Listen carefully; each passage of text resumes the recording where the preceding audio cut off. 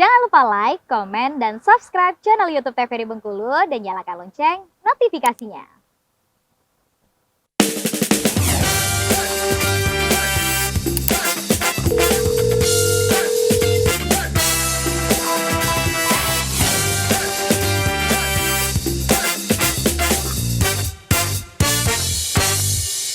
Baik, kembali pemirsa di rumah, kita di Dokter Kita TVRI Bengkulu bersama Kita Sehat tentunya masih bersama saya Karo Fahmi dan juga dua orang narasumber kita pagi hari ini tentunya, yaitu ada Dokter Putri dan juga Dokter Reni tentunya. Kita membahas mengenai gangguan kecemasan. Kita ke Dokter Reni lagi nih.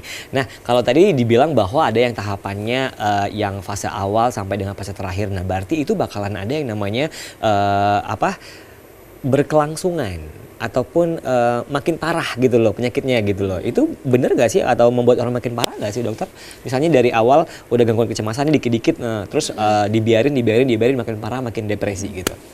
Bisa ya, ada kemungkinan. Jadi kalau misalnya seseorang merasa masalahnya tidak terselesaikan, tidak ada bantuan, merasa kecil, nah itu tadi sudah bisa masuk ke dalam masuk ke penyakit lain, misalnya depresi. Mungkin dia awalnya cemas, jadinya sedih. Awalnya sedih, artinya jadi dari sedih ke murung, dari murung ke merasa tidak berharga, akhirnya. Jadi ada salah satu gejala kalau sudah masuk ke depresi itu adalah merasa dunia ini akan lebih baik jika saya tidak ada. Nah itu jangan sampai masuk ke fase itu ya. Iya, jangan sampai diagnosisnya berubah lagi nih dari gangguan cemas saja malah sudah masuk ke depresi. Depresi pun juga nanti kan ada pembagiannya ya, ringan, sedang, berat. Jangan sampai sudah ada keinginan saja, bukan percobaan ya untuk bunuh diri, sudah ada keinginan saja, itu sudah harus kita wanti-wanti banget nih pasiennya atau orang ini, harus kita perhatikan sekali. Karena akan ada kemungkinan untuk dia ketika udah ada pikiran untuk bunuh diri, akan ada fase nanti masuk ke depresi sedang berat, itu adalah halusinasi. Jadi mungkin nanti dia akan mendengar bisikan untuk lakukan bunuh diri atau melihat sesuatu, melihat orang yang mungkin mengajak dia, padahal nggak ada ya, halusinasi untuk mengakhiri kehidupannya. Iya, jadi jangan sampai berubah diagnosisnya dari gangguan cemas saja malah berubah menjadi depresi. Itulah tujuannya coping mekanisme kita untuk coping dengan masalah kita sendiri dan juga orang terdekat serta keluarga untuk aware terhadap gangguan kejiwaan orang-orang terdekat kita. Oke, baik. Nah, ada tesnya nggak sih dokter? Ada tes dari gangguan kecemasan ini nggak sih? Misalnya kita pengen tahu nih kita mengalami gangguan kejiwaan tingkat berapa gitu, ada tesnya nggak sih? Sebenarnya ada namanya instrumen The Jung Self Rating Scales, scales ya. Jadi kita mengukur tingkat, kalau itu tingkat tingkat kekhawatiran kita, tingkat kecemasan kita, dan juga tingkat apakah kita memungkinkan nggak masuk ke dalam depresi.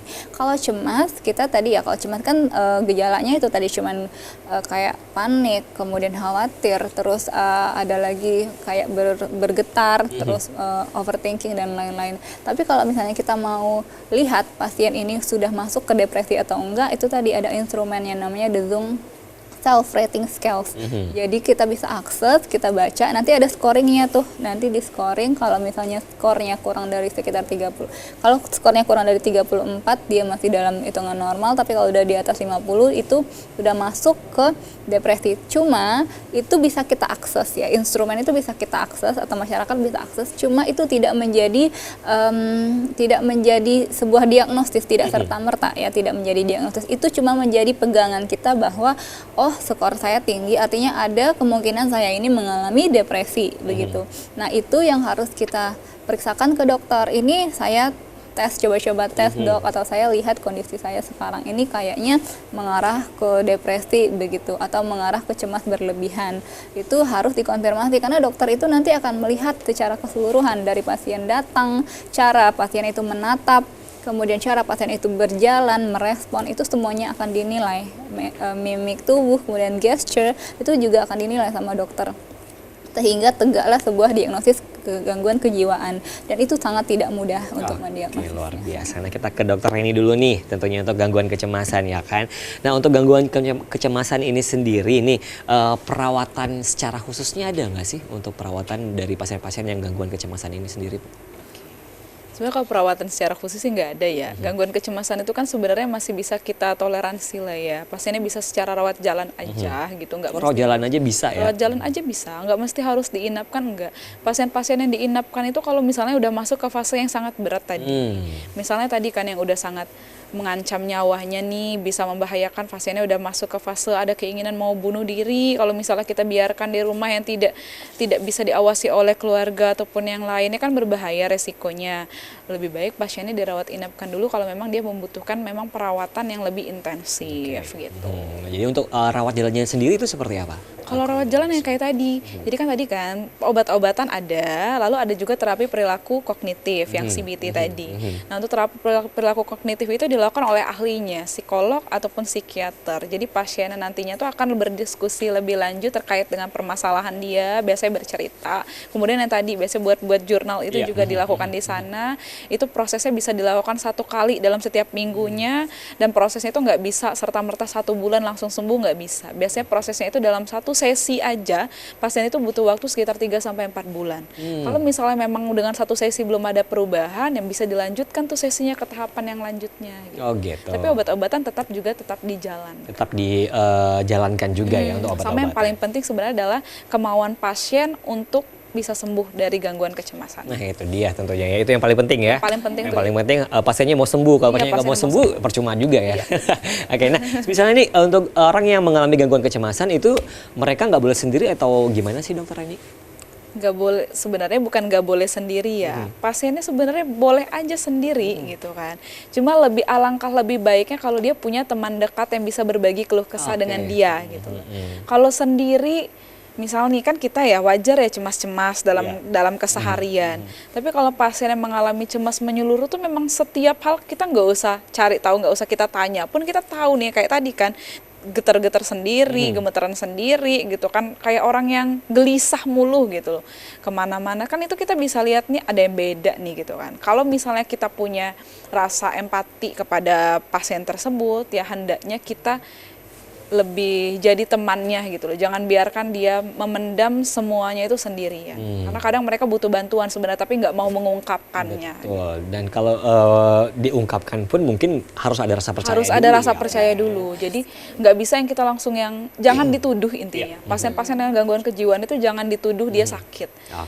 Jadi yang kita lakukan adalah buat dia bangun kepercayaan sama kita, jadi dia bisa cerita hal-hal apapun itu ke kita. Oke, baik, kita ke dokter Putri lagi nih. Mungkin kalau pertanyaannya mengenai panic attack itu apa sih dokter?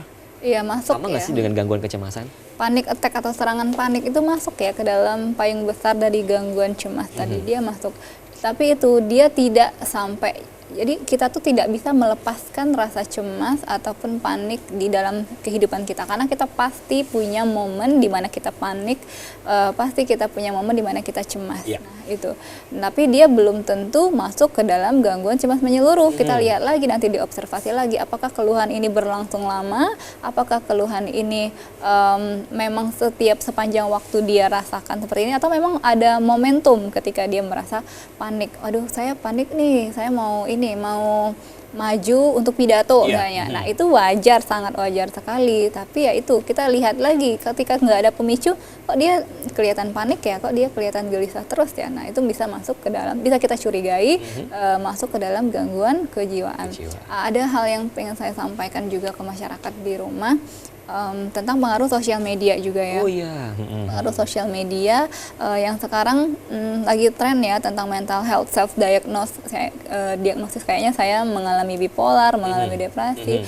Nah itu untuk orang-orang dengan gangguan panik, gangguan kecemasan ataupun gangguan kejiwaan, untuk disarankan membatasi ya penggunaan sosial media, karena sosial media itu impact-nya sangat besar, bisa menambah gangguan kecemasan juga, bisa memperburuk gejala juga begitu. Oke, baik. Nah, bipolar juga sekarang jadi gaya hidup ya dokter. Jadi kayak banyak orang yang ngaku bipolar padahal enggak gitu kan.